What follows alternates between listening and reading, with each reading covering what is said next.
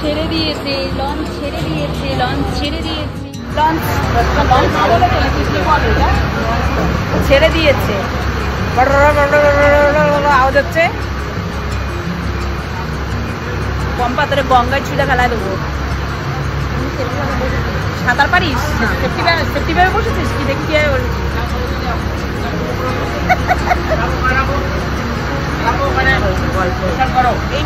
সামনে রেখে দিল, বাইকটাকে আমাদের সামনে রেখে দিল।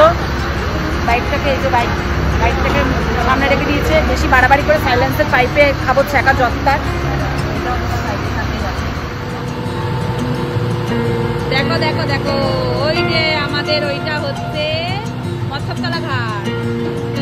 চলো যাই, চলে যাই যাই বহুদূর। কেউ আমার আওয়াজ শুনতে পাচ্ছে না এই বটবটনি আওয়াজে। ইসকন, এটা ইসকনের একটা মন্দির, জানিস পম্পা? ওটা ইসকনের একটা মন্দির। তো ভিড় দেখো, কি ভালো লাগছে।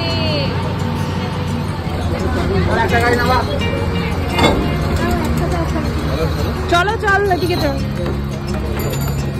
তো আমরা নেমে গেছি। ও বাবা, এবার ওঠো।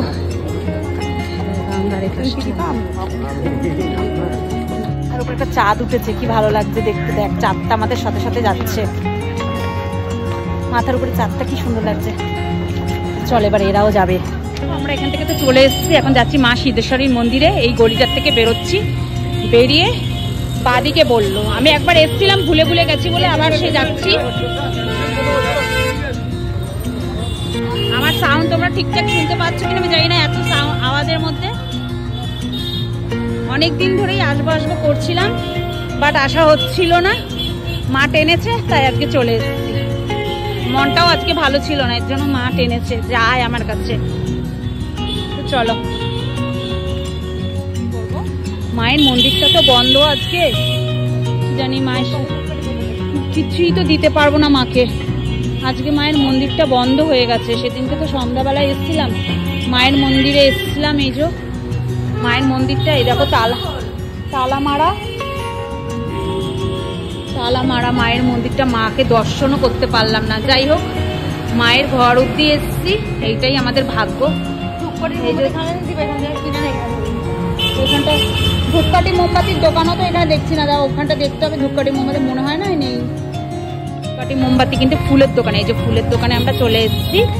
এখান থেকে মায়ের জন্য ধূপকাঠি মোমবাতি দেখি নেবো। এখান থেকে নে, দেখ এখানে আছে মনে হয় ধূপকাঠি মোমবাতি। নে, এখান দিয়ে ধূপকাঠি মোমবাতি নেবে।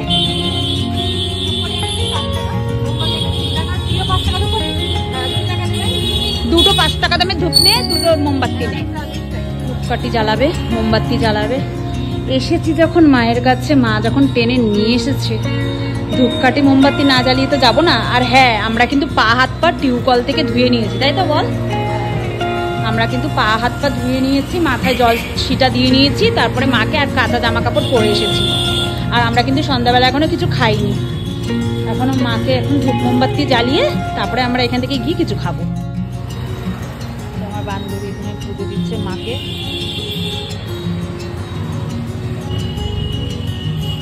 বান্ধবী আমাকে ভিডিও করে দিয়েছিল, আমি এখন বান্ধবীকে ভিডিওগুলো করে দিচ্ছি। কারণ ও তো এখন পুজো দেবে, সন্ধ্যাবাতি দেবে ঠাকুরের কাছে, তাই বান্ধবীকে আমি ভিডিও করে দিচ্ছি।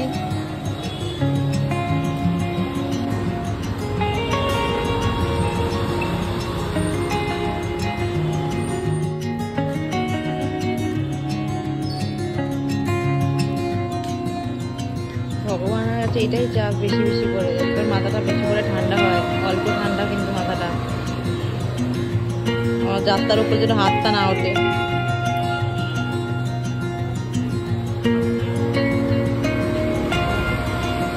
ফুচকা খেলাম এখান থেকে, এখন আমরা নিরামিষ ফুচকা, নিরামিষই তো হয় ফুচকা।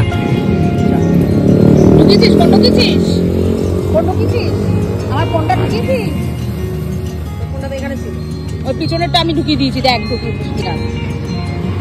এবার বাড়ির দিকে যাওয়া যাক। শান্তি শান্তি হয়ে গেল, পম্পা শান্তি হয়েছে মনটা। হ্যাঁ, সত্যি ভালো লাগলো। সত্যি মনটা, তুই যদি মাকে দেখতে পারতিস আরো ভালো হতো। যাই হোক, পর একদিন এসে দেখবি, অসুবিধা নেই।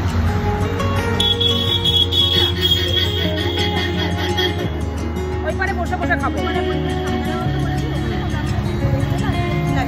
চালিয়ে নেবো, বসে বসে খাবো। হ্যাঁ, তোমার চলো এবার বাড়ির দিকে যাচ্ছি আমরা। তো তোমাদের ভিডিওটা কার কেমন লাগলো অবশ্যই তোমরা জানিও। আর যদি কেউ পানিহাটির মধ্যে থাকো, অবশ্যই মা সিদ্ধেশ্বরীর মন্দির থেকে 8:30 অবধি খোলা থাকে, এসে ঘুরে যেও, তোমাদেরও ভালো লাগবে। শুধু আমাদের ভাগ্য হলো না মাকে দেখার জন্য, যাই হোক মায়ের ঘর উঠতে এসছি, এইটুকুনিও ভাগ্য কার কার হয়। এসে মাকে মন্দিরে দিলাম, ধূপ দিলাম, ধূপ মোমবাতি দিলাম, সব কিছু দিলাম, দিয়ে এখন বাড়ি চলে যাচ্ছি। এখান থেকে লঞ্চ ধরবো, টিকিট করবো, লঞ্চে করে বাড়ি সোজা। তো যাই হোক, যারা পানিহাটির মধ্যে আছো তারা একবার এসে একটু করে ঘুরে যেও, আশা করি তোমাদের ভালো লাগবে।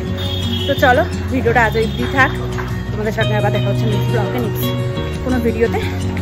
তো চলো বাই, বাবা বাই করে দে।